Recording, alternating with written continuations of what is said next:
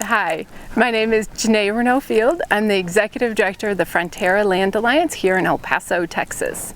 Our mission is to protect open natural spaces, working farms and ranches, and we do this through education and outreach and working with landowners one-on-one. Frontera Land Alliance was started back in 2004. There was a group of concerned citizens from the community.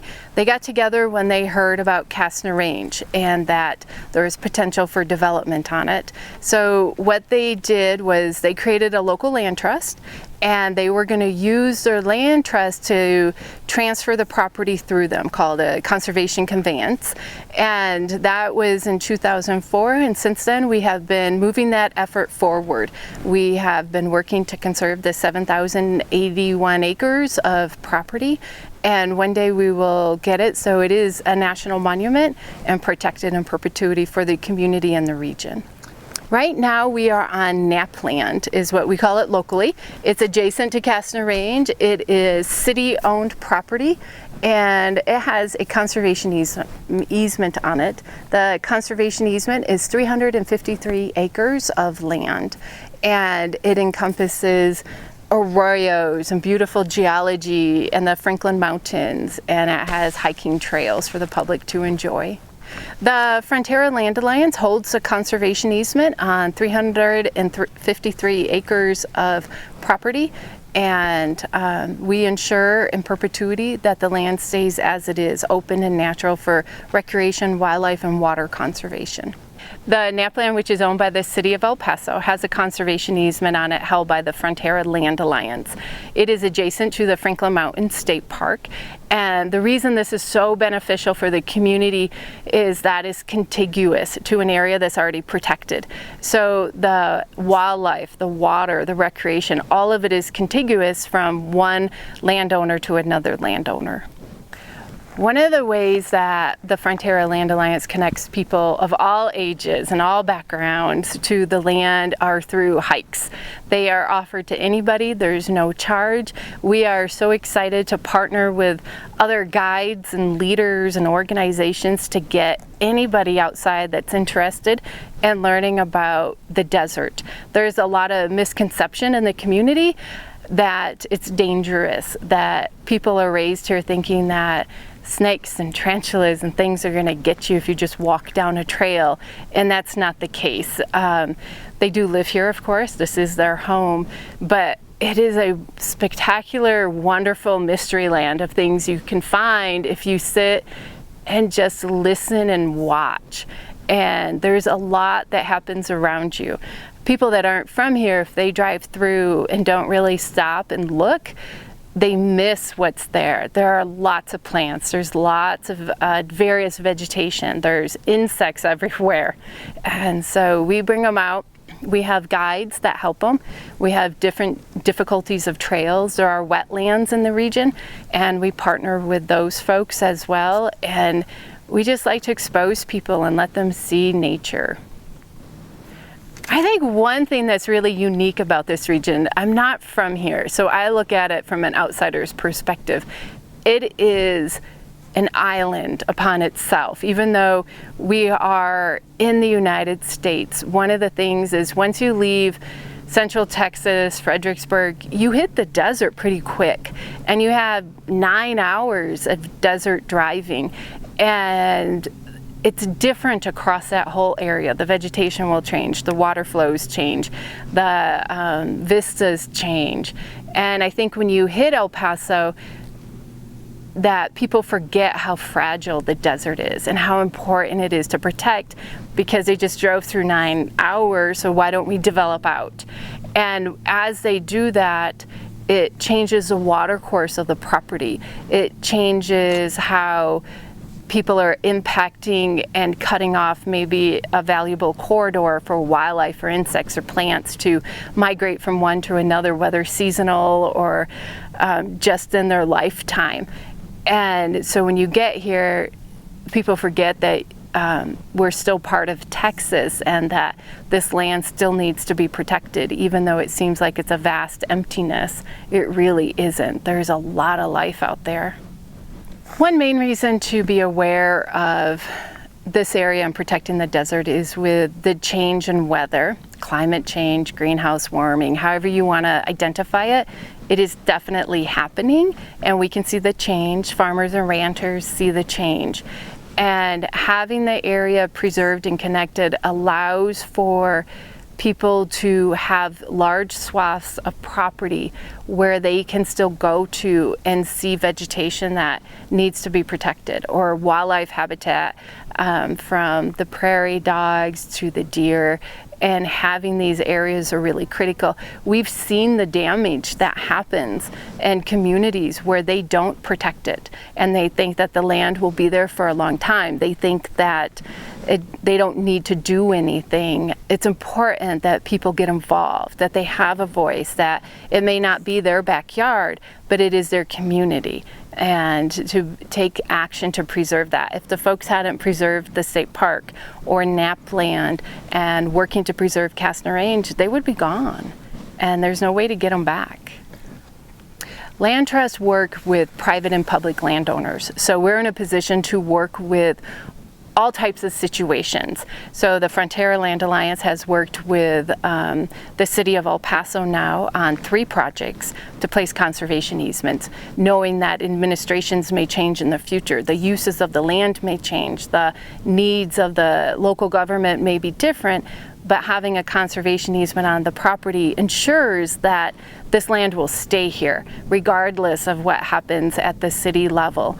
Another reason that a land trust is in a position to protect property is we work with private landowners. We can accommodate them and help them preserve their land years past after they're gone, and they have other family members or other generations or other landowners, and we can help them ensure that it stays open to farming and ranching, or change it over to wildlife habitat. But it would be open and their legacy would remain. The legacy is huge with landowners, and being able to say they did something in their lifetime. There's landowners I've spoken with over time, they place conservation easements on their property because they didn't trust their children or their grandchildren to take on what they have spent a lifetime building, or the family had spent generation after generation building on their private property for either open space or farms and ranches. So they put restrictions on it to help their children understand the value.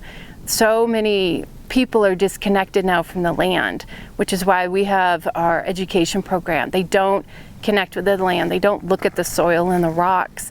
And by having these easements on private properties, the landowners are able to control how that moves forward in the future. I'm really excited about a new project Frontera Land Alliance is taking on. We're looking at regional mapping. So what we're looking into is finding partners like UTEP or the electric company or the gas company, and finding partners that have contiguous lands that abut each other, and finding those patterns where we can secure and various means of keeping it open in perpetuity and keeping that connectivity, whether the connectivity is for recreation or for people or for wildlife or if it's for water flow. But finding how all that moves together as time changes and the climate changes, it allows all the seeds to move, all the birds to move. They all have a safe place, but we've got to identify them and move on it quickly, because the change is happening quickly with development moving out into the desert. And so as we look east, we need to see where that's going and how that development will impact various arroyos that could then influence negatively the towns that are below it, since water goes down as gravity pulls, or is going to the Rio Grande. And watching that that's what I'm excited about, is finding that connectivity, figuring out how to work with all these partners to make that happen. Being involved with the Frontera Land Alliance means that you are taking a stand and you are saying, I love this region, I want to protect this region, I want this region for the future, whether it's my family or somebody else's, that there is great value here to be shared and seen as the future generations come. The support that we need for the Frontera Land Alliance to do our work here in the Chihuahuan Desert would be more sponsorships to aid in our public outreach through education, programming, through individual donors that are involved and support what we do, so they're educated on what's happening in the region. Just being involved in your community, volunteers, we're always looking for volunteers to do trail work, and now that we have more acreage to do trail work on, we need more volunteers. Financial support, of course, and then we always have programming. If people want to leave a legacy of their family, they can work with the Frontera Land Alliance to do that, whether through retirement that they may have or through land donation. But the end goal is always going back to our mission and our vision of preserving open natural space, working farms and ranches for the future of this region. So El Paso is an interesting place because we're on the border, so we have a huge border influence. A lot of folks that we know that are from Juarez and Mexico that have come over to El Paso to live have never been outside in nature. They see the mountain, didn't even know they could go there. We work with Coronado High School over the last few years. We've asked a class of 200 kids, how many of you been hiking? How many of you been up to the state park? Which, it's right there when we have them out at the Museum of Archaeology, 5, maybe out of 200. Very few people. So El Paso, it's an urban city that hasn't been exposed to its own surroundings of the desert and the mountain. The next generation needs to be engaged. They need to care because this is what we're going to hand off to them. They need to be aware of how important it is to have clean air and clean water, to have open spaces, to understand the value of natural areas for your mental and physical health. It is all up to them to take action and learn and absorb all that and then be involved, and they need to be involved. Young people can get involved with the Frontera Land Alliance by going to our website. They can also give me a call. The information's all on the website, but they can go out and with one of our groups and do trail work. We pick up trash. We've removed graffiti in partnership with the Franklin Mountain State Park.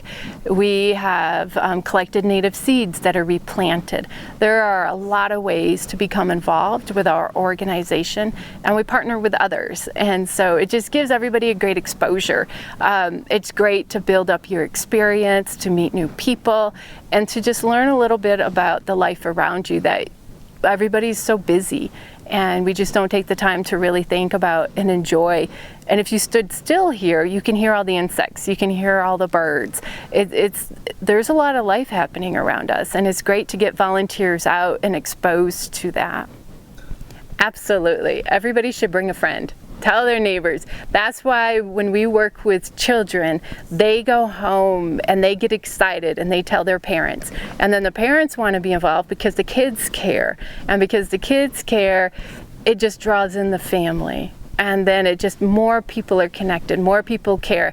Maybe, people will stop throwing trash and picking it up when they see it. There's a lot of small things that can come out of just thinking outside of your bubble world and everything you have to get to quickly, and stopping and helping in different ways. Getting the youth involved of all ages is really important, and they want to be involved. They seek us out. They are looking for ways to be involved because they care about our community. We have given presentations to several local groups at the college level and at elementary levels, and that's what's happening right now, about Castner Range and how they can become involved. And they do care about their community. People here, when you're from El Paso, it doesn't leave. You're always from here. It is their community. It means a lot to them. They just may need to have a little more exposure and just some guidance on how they can also care in different ways, and to care about the environment in different ways, and to recognize what little things can happen to be involved. Open space in El Paso is really critical. We have a community of 800,000 plus people that live in El Paso. We're adjacent to Juarez, Mexico, where they have over 1 million people. We have, we are so close that we are a very large community. We're a binational community. We're right next to New Mexico, and we have cities there with Las Cruces. And having this open space, having El Paso, it allows people that may not have the means or access from where they may live in other communities, but here open space needs to be available. They need to be able to reach it. They need to be able to see it and explore it. So Napland is one of those places where we're standing at now, where we can bring buses to. We can take kids on field trips to show them these properties. Some of them, this may be their only time out in the mountain. And so we can do that now. We can do that at Lost Dog. We can do that at Wrestler Canyon. We take big brothers, big sisters on hikes and show them. These are kids that wouldn't ever see anything. And so now with more and more open spaces being natural and being added to the community, there's more opportunity for people to feel more connected, more at peace, and they can see how they can contribute.